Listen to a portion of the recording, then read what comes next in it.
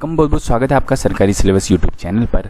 और इस वीडियो में हम चर्चा करेंगे कि जो भारतीय सेना है, भारतीय वायुसेना है और जो भारतीय जल सेना है, तीनों की रैंक का कंपैरिजन करेंगे। ये कई सारे एग्जामों में पूछ लिया जाता है कि आर्मी में मेजर के बराबर एयरफोर्स में कौन सी रैंक होती है, या नेवी के कमांडर के बराबर आर्मी में कौन सी रैंक होती है। ये चीज़ें पूछ ली जाती हैं। तो एक ये कंपैरिजन वीडियो सारी नेवी, एयरफोर्स और आर्मी की रैंक का कंपैरिजन करेंगे।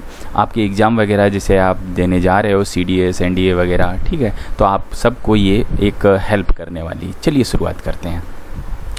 तो शुरुआत से ही होनी चाहिए। तो सबसे पहली रैंक जो आर्मी की आती है वो होती है लेफ्टिनेंट। आप यहाँ से देख पाएंगे, मैं कलर चेंज कर लेता हूँ।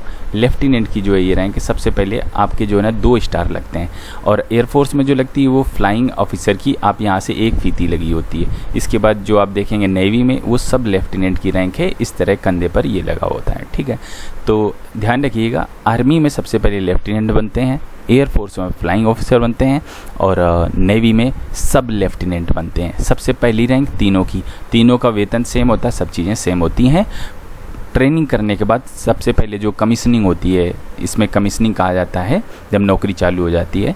तो कमीशनिंग के लिए आपकी लेफ्टिनेंट, फ्लाइंग ऑफिसर और सब लेफ्टिनेंट की रैंक से शुरुआत होती है। इसके बाद जो दूसरी रैंक आती है वो आती है कैप्टन। आर्मी में आती कैप्टन और एयरफोर्स में आती फ्लाइट लेफ्टिनेंट, और जो है आपकी नेवी जो जल सेना उसमें आती लेफ्टिनेंट। ये लेफ्टिनेंट की मीनिंग जो है ना, स्पेलिंग जो है ना शायद ही किसी को आती है, हम भी भटक जाते हैं कभी कभार। तो आप इसे ध्यान रखिएगा, लेफ्टिनेंट की स्पेलिंग मिस्टेक बहुत ज़्यादा होती है, अगर आप कहीं लिखें तो ज़रूर ध्यान रखिएगा, ठीक है।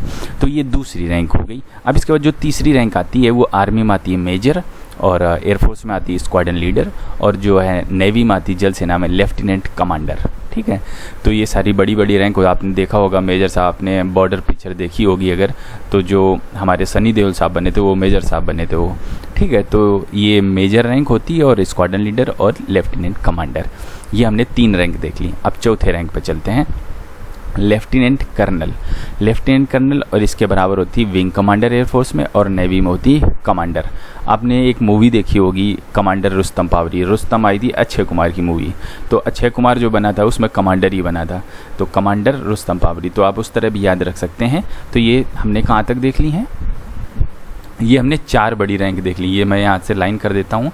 तो अप टू हियर हमने 4 रैंक देख ली, 4 रैंक यहाँ तक हमने देख ली, ठीक है।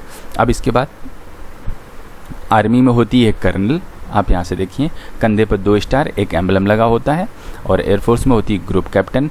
ये ग्रुप कैप्टन आपने देखा होगा कि जो सचिन तेंदुलकर जी हैं हमारे, वो भी ग्रुप कैप्टन की उपाधि मिली, तो उनके भी ऐसे ही रैंक होती है। तो ग्रुप कैप्टन हो गई। तो ग्रुप कैप्टन, यहाँ कैप्टन आप यहाँ से देख सकते हैं, जो जल सेना में होती है वो कैप्टन की रैंक आती है। अब इसके बाद अब यहाँ तक हो गई हमारे कर्नल की रैंक, और यहाँ हम ग्रुप कैप्टन और इधर कैप्टन की रैंक। तो ये 4 या 5 हमने, 4 नहीं 5 हो गई। तो ये 5 रैंक। अब इसके बाद की जो ये रैंकें होती हैं बच्चों, ये काफ़ी बड़ी पोस्ट होती है और महत्वपूर्ण पोस्ट होती हैं।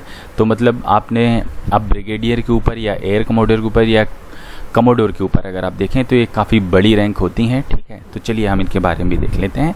जब कर्नल के बाद जब आपको प्रमोशन मिलता है नेवी में, तब आर्मी में, तब आप ब्रिगेडियर बनाया जाता है। आपने सुना होगा ब्रिगेडियर, नाम तो बहुत सुना होगा, ब्रिगेडियर सूर्यदेव सिंह, मूवी याद आई होगी आपको, तो वो ब्रिगेडियर साहब थे। तो इसके बाद जो है ना एयर कमोडोर एयरफोर्स में, और नेवी में कमोडोर, याद रखिएगा, ठीक है। मतलब ये चीज़, ये यहाँ पर जो मैं आपको बता रहा हूँ, ब्रिगेडियर के बराबर एयर कमोडोर और कमोडोर, ये बहुत पूछा जाता है। ये रैंक काफ़ी फेमस है, इसलिए मैं इस पर ज़्यादा जोर दे रहा हूँ। इसके बाद मेजर जनरल आती है, एयरफोर्स में आती है एयर वाइस मार्शल, और इसमें रियर एडमिरल। फिर इसके बाद जो है ना लेफ्टिनेंट जनरल आती है आर्मी में, और एयरफोर्स में आती है एयर मार्शल, और नेवी में आती है वाइस एडमिरल। अब इसके बाद जो सबसे बड़ी पोस्ट आती है वो आर्मी में होती है जनरल, बहुत आपकी फेमस पोस्ट रही है। इसके बाद आती है एयर चीफ मार्शल एयरफोर्स में, और नेवी में आती है एडमिरल। अब ये जो होते हैं, ये जो हो गए जैसे जनरल हो गए, और एयर चीफ मार्शल हो गए, और जो हो गए एडमिरल। अब ये क्या होते हैं? ये सेनाओं के प्रमुख होते हैं, ठीक है। तो यहीं से आपके सेना जो एयर चीफ मार्शल होते हैं यहीं से प्रमुख बनाए जाते हैं।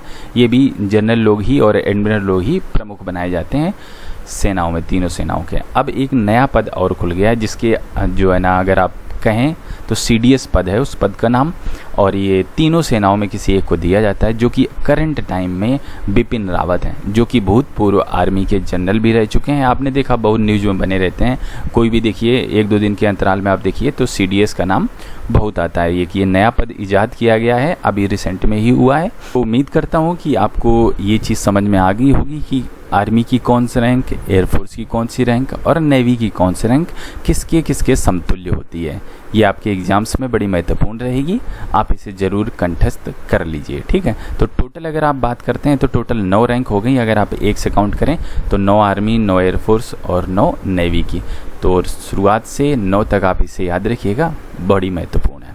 तो इस वीडियो में बस मैं इतना ही रखना चाहूँगा। हम आपसे मिलते हैं अगली वीडियो में, तब तक के लिए वंदे मातरम।